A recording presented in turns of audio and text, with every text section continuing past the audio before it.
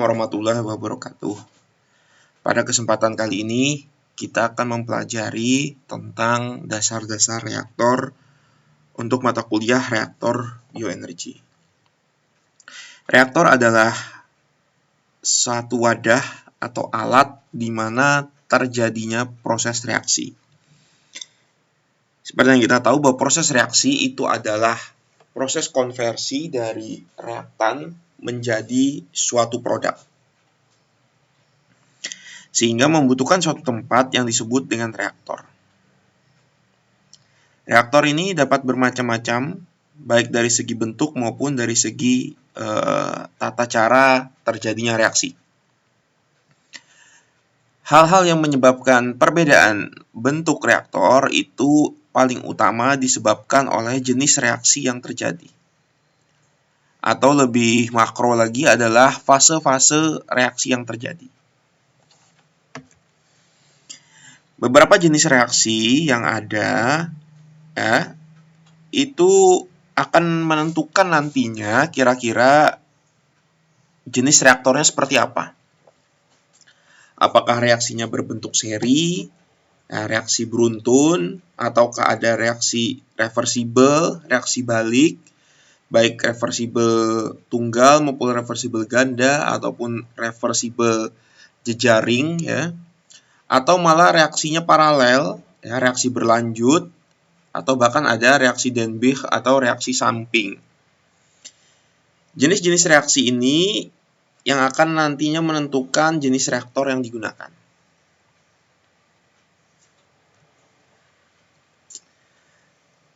Nah, dalam hal perancangan reaktor ya atau dasar-dasar reaktor, reaktor paling dasar itu adalah reaktor dengan jenis ideal. Ya. Artinya jenis ideal ini adalah reaktor ini bekerja pada posisi atau kondisi keseragaman. Contohnya pertama ini adalah reaktor batch ya. Reaktor batch yang A ini ya atau yang bawahnya ini reaktor batch. Ini tipe reaktor di mana umpan masuk ya, reaktan masuk sampai selesai, kemudian reaktor ditutup, bisa dengan ada pengaduk atau tidak, lalu diselesaikan reaksinya, dikeluarkan. Jadi ini tidak kontinu ya. Nah, dengan bila kita mengambil asumsi bahwa reaktor batch ini bekerja ideal, maka asumsi pertama yang diambil adalah uniform composition atau uniformly mix ya. Artinya komposisi dari bahan ketika terjadi reaksi itu seragam. Artinya kita mau mengambil sampel di permukaan, di tengah maupun di bawah, di pojok-pojok ini seragam. Selalu kita mendapatkan hasil yang sama. Sehingga secara posisi itu seragam. Yang berubah adalah komposisinya terhadap waktu, karena reaksi itu membutuhkan waktu. Jadi reaktor batch ini biasanya berbentuk bejana sederhana, di mana padatan-padatan atau reaktan-reaktan itu masuk, kemudian melakukan reaksi. Ini biasa terjadi pada reaktor berbasis fermentasi, misalnya reaktor bioetanol atau reaktor biogas, menggunakan prinsip batch. Artinya bahan masuk, kemudian didiamkan, terjadi reaksi, lalu produk dikeluarkan. Artinya reaktor batch ini cocok untuk pertama ada bahan padat, ya, bahan padat yang termasuk sulit untuk melakukan transportasi, dan juga reaksi-reaksi yang membutuhkan waktu lama untuk terjadinya reaksi, yang membutuhkan waktu lama sehingga butuh tempat yang khusus untuk melakukan reaksi. Maka reaktor batch ini cocok untuk reaksi-reaksi tersebut. Sementara untuk reaksi-reaksi yang berlangsung cepat itu dapat dilakukan secara kontinu atau semi-kontinu. Yang pertama menggunakan tipe reaktor plug flow ya atau reaktor alir pipa. Di mana fluida itu mengalir melalui reaktor ini ya bersepanjang pipa. Nah, ini cocok untuk fluida, cair, ataupun gas. Kalau padat kurang cocok. Nah, ini kita mengasumsikan bahwa flow-nya itu stabil. Ya. Dan ketika sampai di akhir ya, atau di panjang terakhir dari reaktornya ini, maka produk sudah terbentuk sempurna. Nah, sehingga panjang dari reaktornya ini akan menentukan ditentukan oleh seberapa cepat atau lambat reaksinya. Nah, reaktor ini cenderung hemat tempat, tapi cenderung lebih sulit ya, karena benar-benar harus presisi. Dan dia bersifat kontinu, artinya selalu bisa berjalan. Yang semi kontinu itu kita bisa menyebutnya adalah reaktor alir tangki berpengaduk, atau Continuous Stir Tank Reactor, atau CSTR, atau Mixed Flow Reactor. Dimana biasanya di Mixed Flow ini cocok untuk reaksi cair-cair, dimana umpan akan selalu masuk dan akan selalu ada overflow yang keluar. Dengan asumsi bahwa kalau kita mengambil ini adalah kondisi ideal, maka pengadukan terjadi sempurna sehingga komposisi akan selalu sama. Jadi ketika kita mengambil di titik dekat overflow atau mengambil di titik paling jauh dari overflow, itu akan selalu berada pada komposisi yang sama. Nah, reaktor jenis ini biasanya untuk reaksi-reaksi yang waktunya itu menengah. Misalnya biodiesel, itu banyak menggunakan tipe MFR ini ya, Mixed Flow Reactor. Nah, jadi karena ini bisa semi kontinu, artinya feed bisa masuk dan sambil juga produknya dikeluarkan. Jadi ini reaksi-reaksi tipe menengah, tidak terlalu cepat dan juga tidak terlalu lambat. Jadi kalau basis dari reaktor ideal itu adalah keseragaman ya. Artinya bahwa reaksi itu berlangsung spontan dan pada kondisi di mana setiap posisi pada reaktor itu akan terjadi komposisi yang sama. Nah, sementara pada reaktor non-ideal ya, ada beberapa klasifikasi dari reaktor non-ideal. Yang pertama adalah yang A, ini adalah batch reaktor non-ideal. Itu adalah bahwa reaksinya itu berlangsung sangat lama sehingga kita tidak bisa menjamin bahwa komposisi di setiap titik itu selalu sama. Bahkan setiap waktu itu berubah komposisinya. Itu kita bisa menyebutnya reaktor non-ideal. Sehingga ketika misalnya produk ada kita ambil sebagian, maka komposisinya langsung berubah.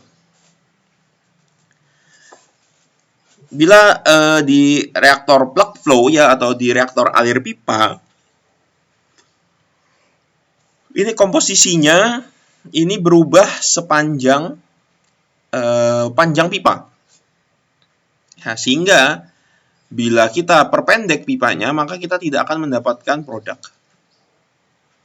Nah, kalau di reaktor yang mixed flow ya, atau semi batch, itu ada beberapa konfigurasi untuk reaktor. Pertama adalah terjadi perubahan volume atau terjadi perubahan komposisi. Nah, jadi misalnya ada reaktor semi batch, produk reaktan A itu sudah berada di dalam, kemudian ditambahkan reaktan B. Efek yang terjadi adalah volume dari reaktor ini akan berubah sepanjang waktu akibat kemasukan reaktan B, dan juga komposisinya nanti akan berubah, di mana produk itu akan mulai terbentuk. Artinya akan ada perubahan komposisi dan akan ada perubahan volume. Tapi ketika misalnya reaktornya tipe di mana feed A dan B itu masuk bersamaan, komposisi cenderung tidak akan berubah, ya, karena akan selalu dijaga rasionya, tapi volume lah yang akan berubah. Bila reaktornya memiliki output yang selalu mengalir untuk menjamin bahwa selalu ada produk yang keluar, maka volume itu akan cenderung konstan karena akibat adanya overflow ini. Tapi komposisi akan selalu berubah akibat adanya kemasukan dari B ini, reaktan B. Ya, jadi inti dari reaktor non-ideal itu adalah kemungkinan ketidakseragaman. Apa yang tidak seragam? Ada dua hal yang tidak seragam, yaitu komposisi dan volume. Ya. Ketidakseragaman komposisi dan volume itu akan menyebabkan ketidakseragaman aliran produk biasanya. Tapi dua yang utama adalah volume dan komposisi.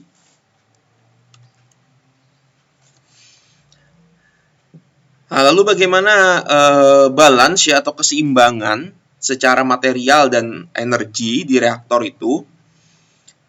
Sebenarnya sama ya, jadi reaktan ya, jumlah massa reaktan yang masuk atau jumlah panas yang masuk ke dalam suatu reaktor itu tidak serta-merta 100% akan keluar.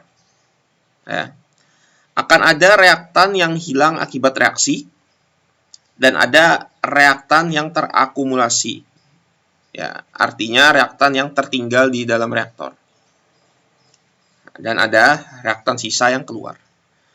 Begitupun dengan panas, ya, ada panas yang masuk, ada panas yang tertinggal di dalam reaktor, dan ada panas yang hilang ya, bersama akibat reaksi, dan ada panas yang keluar dari bersama produk. Inilah yang menyebabkan munculnya adalah adanya persamaan yang namanya konversi atau yield atau rendement. Artinya bahwa jumlah reaktan atau jumlah bahan baku yang masuk itu tidak 100% menjadi produk. Ada yang hilang karena proses, ada yang hilang karena keadaan alat dan sebagainya. Contoh misalnya di kelapa sawit ya, pabrik CPO itu biasanya rendemennya kita ambil 20%. Artinya dari 100 kg buah sawit yang masuk, yang menjadi minyak itu adalah 20 kg.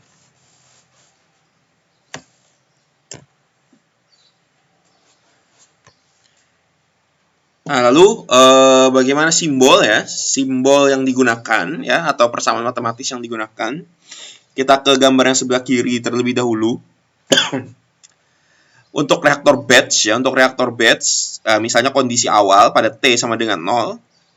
T sama dengan 0 itu dia memiliki P0, P ini tekanan osmotik 0, ya volume awal V0, Na ya, mol A awal, PA awal, ya, CA0, XA0 masih 0 ya, karena XA0 sama dengan 0 karena belum ada konversi.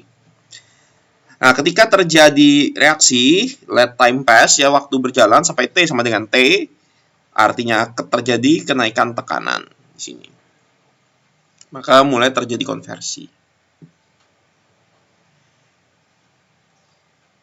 Nah, kalau di reaktor alir itu volume cenderung tetap. Kalau di sini kan volumenya berubah.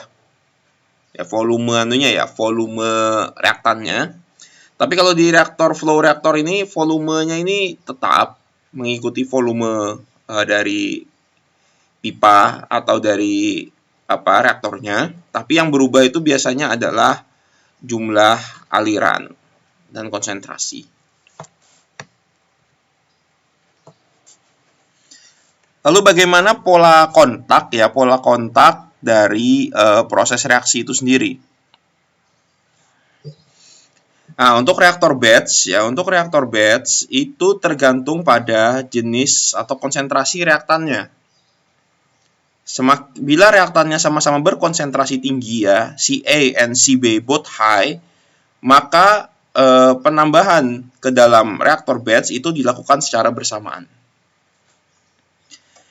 Bila CA dan CB-nya ini both low ya, artinya keduanya konsentrasi rendah, juga dimasukkan secara bersamaan, tapi secara perlahan-lahan.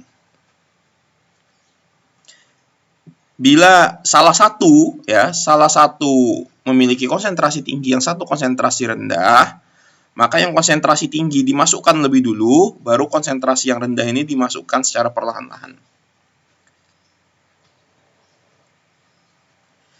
Kenapa seperti ini? Ya, konsentrasi tinggi ini akan menjadikan reaksi itu berjalan cepat.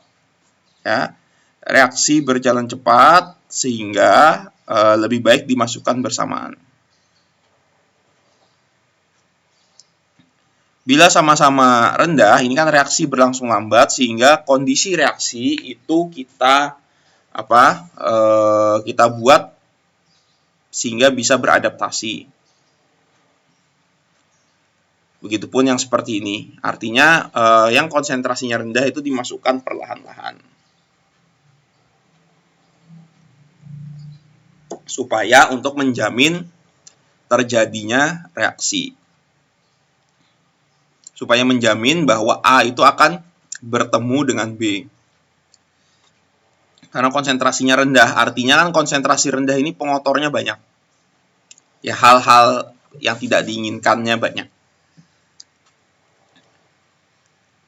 Nah, begitupun misalnya di reaktornya plug flow ya. Kalau reaktor alir, jika konsentrasi A dan B-nya itu sama tinggi ya, maka dialirkan secara bersamaan. Karena sudah pasti terjamin bahwa A dan B ini akan bereaksi. Tapi jika salah satunya tinggi dan salah satunya konsentrasi rendah, maka yang konsentrasi rendah itu dimasukkan secara bertahap. Ya, seperti ini bentuknya. Begitupun bila dilakukan di reaktor alir, di reaktor berpengaduk ya, kalau konsentrasinya sama-sama tinggi dimasukkan secara bersamaan di awal, ya, baru kemudian misalnya akan dilakukan reaksi lanjutan bisa. Tapi kalau sama-sama rendah, itu baiknya adalah dilakukan di satu bejana besar. Ya, ini seperti sistem semi-batch. Kalau yang konsentrasinya sama-sama tinggi, itu biasa dilakukan di bejana-bejana atau reaktor yang kecil-kecil tapi banyak. Ini untuk menjamin bahwa tidak terjadi kejenuhan reaksi. Atau misalnya salah satunya rendah, maka yang rendah itu dimasukkan secara bertahap. Nah, di sini. Jadi pola kontak ini nanti akan mempengaruhi kira-kira keberhasilan dari reaksinya sendiri.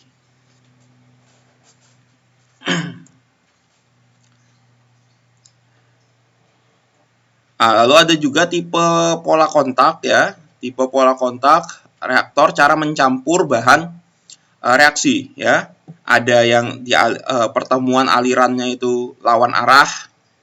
Ada yang pertemuan alirannya itu satu arah, bahkan ada yang cross. Macam-macam.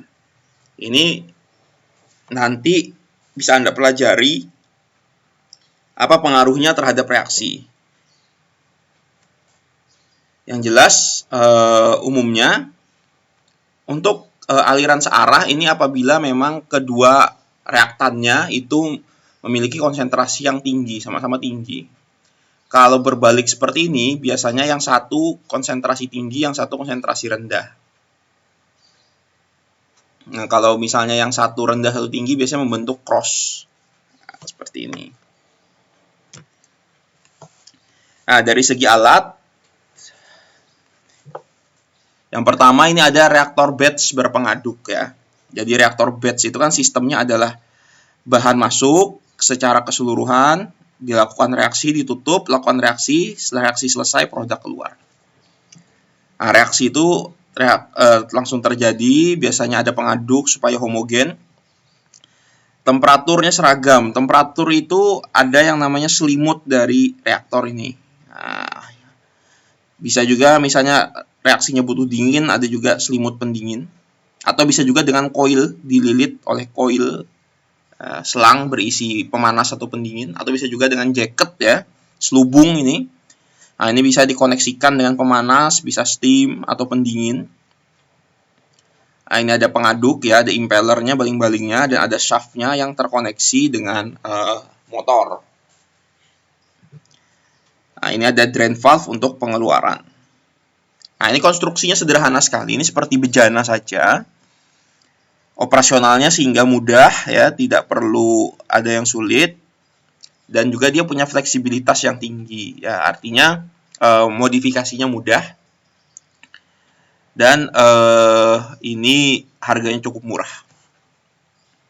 Nah, jadi feed masuk, ditutup, selesaikan reaksi, sudah keluarkan. Nah, kalau semi batch ya, semi batch biasanya ada reaksi 2 fase, atau misalnya tadi yang satu reaktannya berkonsentrasi tinggi ya, yang satu konsentrasi rendah.